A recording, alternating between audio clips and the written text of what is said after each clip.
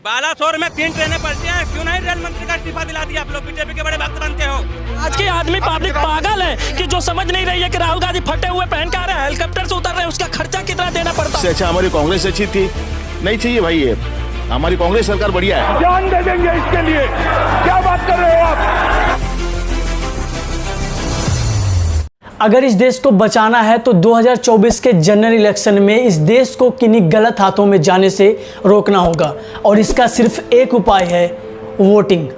आपका एक वोट इतना इंपॉर्टेंट है कि किसी की सरकार बनने से रोक सकती है। मैं मजाक नहीं कर रहा हूँ, आपका एक वोट किसी की हार और जीत डिसाइड कर सकता है। इसका एक रियल एग्जांपल है फ्रांस। ईयर 1875 में जब फ्रांस में इलेक्शन हुआ तो वहां सिर्फ एक वोट ने पूरी सत्ता बदल दी थी। एक वोट की जीत से फ्रांस में सालों से चली आ रही राजशाही खत्म हुई और लोकतंत्र का आगाज हुआ, नहीं तो वहां के लोग आज तक राजशाही ही ढो रहे होते। एक वोट की ताकत क्या होती है, ये जर्मनी के लोगों से पूछिए, क्योंकि साल 1923 में एडोल्फ हिटलर सिर्फ एक वोट के अंतर की जीत से ही नाजी दल का हेड बना था। अब गलती से भी अपने मन में ये सवाल मत लाना कि ये सारी चीजें तो सिर्फ फॉरेन कंट्री में होती है कि कोई एक वोट से हार या जीत कर अपनी पूरी सरकार बना लेता है। इंडिया जैसे देश में ऐसा कब हुआ है? तो ऐसी बात नहीं है। इंडिया में भी ऐसे छोटे बड़े लेवल पे बहुत सारे इंसिडेंट्स हुए हैं।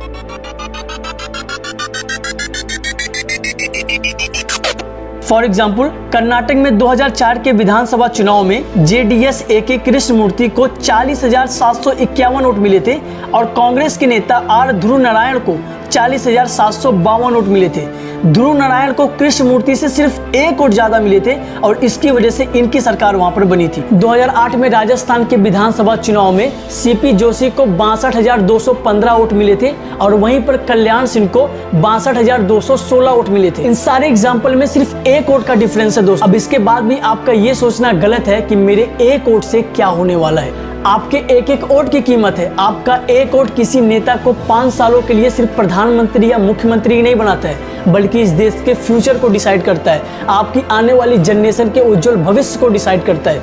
अभी कुछ दिन पहले ही 19 अप्रैल को 21 राज्यों में कुल 102 सीटों पर लोकसभा इलेक्शन के वोटिंग हुए हैं और आप ये जान के शॉक्ड हो जाओगे कि सिर्फ 60% लोगों ने ही मतदान किए हैं। ये बहुत ही बुरी बात है इंडिया और इंडिया के लोगों के लिए। निकोबार, मिजोरम, उत्तराखंड जैसे राज्यों में 53-55% तक ही वोटिंग हुए हैं, मतलब कि लगभग आधी जनता वोटिंग नहीं कर रही है। आप बीजेपी को वोट दो, आप कांग्रेस को वोट दो, या आपके राज्य में जो भी पार्टी है जिसको आप वोट देना चाहते हो आप उसको वोट दो।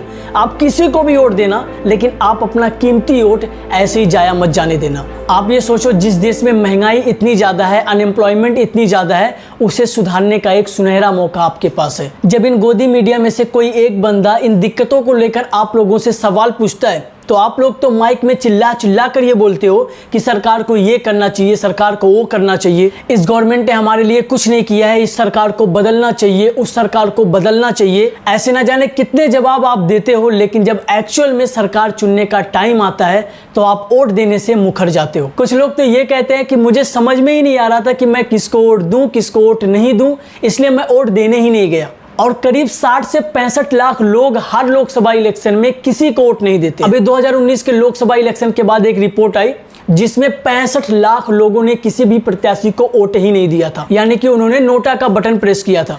अब अगर इलेक्शन में देश के 35 से 40% लोग मतदान ही नहीं करेंगे, 1% से ज्यादा लोग नोटा का बटन प्रेस करेंगे, तो इस देश का विकास कैसे होगा? इस देश के लिए एक अच्छा लीडर कैसे चुना जाएगा? और ऐसा इसलिए हो रहा है क्योंकि इसकी सबसे बड़ी प्रॉब्लम है अवेयरनेस। लोगों को अवेयर करने की ज़रूरत है, उनका वोट इस देश के लिए कितना इंपॉर्टेंट है ये बताने की ज़रूरत है। और ये सब हम कैसे करेंगे?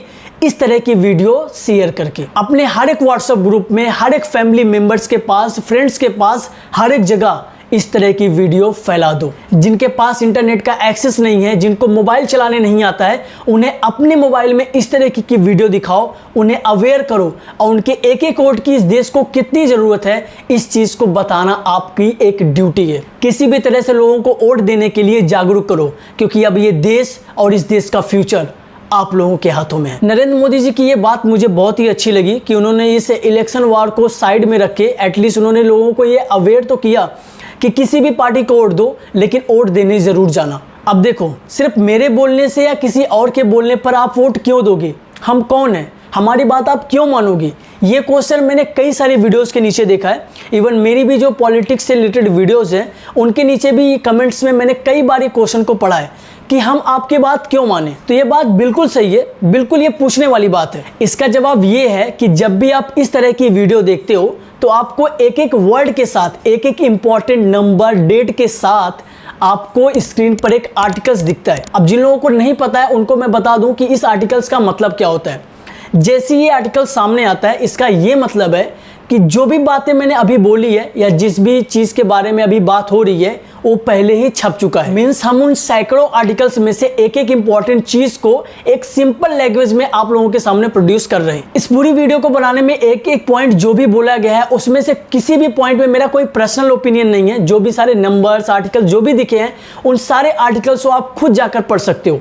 और यही बात मैं आप लोगों को समझाना चाहता हूं, क्योंकि ये मीडिया तो सरकार के खिलाफ कोई भी सवाल पूछती नहीं है और आप तक सही और सच्ची खबर पहुंचती नहीं है। तो सबसे पहले तो आप लोगों को अपने नॉलेज के सोर्स को चेंज करना होगा, उन जर्नलिस्ट के आर्टिकल्स को रीड करना होगा जो सरकार से सवाल पूछने में डरते ना हो। इन सारी चीजों को खुद पढ़ो, खुद समझो और जितना हो सके उतना ज्यादा लोगों के पास इस चीज को पहुंचाने की कोशिश करो, लोगों को अवेयर करो और इस देश को किन्हीं गलत हाथों में जाने से रोकना आपकी ड्यूटी है। एक बार फिर से कहना चाहता हूं कि लोगों को अवेयर करने के लिए इस तरह की वीडियो को जितना हो सके उतना शेयर करना, लोगों को उनकी वोट के इंपॉर्टेंस के बारे में बताना और इस देश की प्रेजेंट और फ्यूचर को बचाने के लिए एक अच्छा लीडर चुनना।